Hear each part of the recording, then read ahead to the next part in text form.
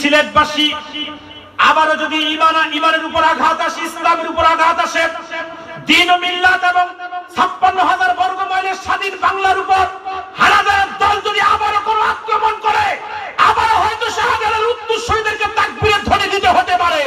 ঠিক কিনা বলেন? যদি গৌর গোবিন্দের প্রেতাত্মারা, গৌর গোবিন্দের উত্তরসূরিরা আবারও যদি মাঠে নেমে আসে, শাহজালাল উত্তরসূরি তোমরাও কি তাকবীরের ধ্বনি দিয়ে ময়দানে নামতে পারবে?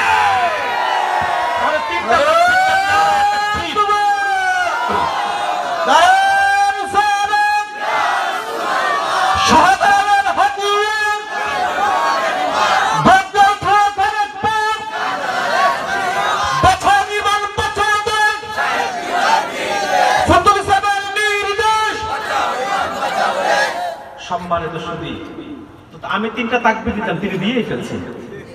এই ৩টা তাকবীর দেওয়ার উদ্দেশ্য ছিল আমার ৩টা ফজিলত আপনাদেরকে নগদ দেখান। ১, তাকবীর দিলে ঈমান তাজা হয়, আলহামদুলিল্লাহ বলবেন না। ২, তাকবীর দিলে শয়তান দৌড়াইয়া পালায়। ৩, তাকবীর দিলে শয়তান যাদেরকে আসতে দেয় না মাহফিলে, দোকানে বসায় রাখে, রাস্তাঘাটে দাঁড় করায় রাখে, কিংবা ঘরে রাখে, এরা অন্তত শয়তানের শিকল ছেড়ে ময়দানে আসার সুযোগ পায়। তো এখন আবার ৩টা তাকবীর দেন, নারায়ে তাকবীর। এতক্ষণ তো তেজ ছিল, এই তেজ গেছে কই? নাকি হুজুর গরম হলে আপনারা গরম হবে? আমি যদি ১.৫ ঘন্টায় গরম থাকি তা আমি বাঁচবো? কথা বলে না।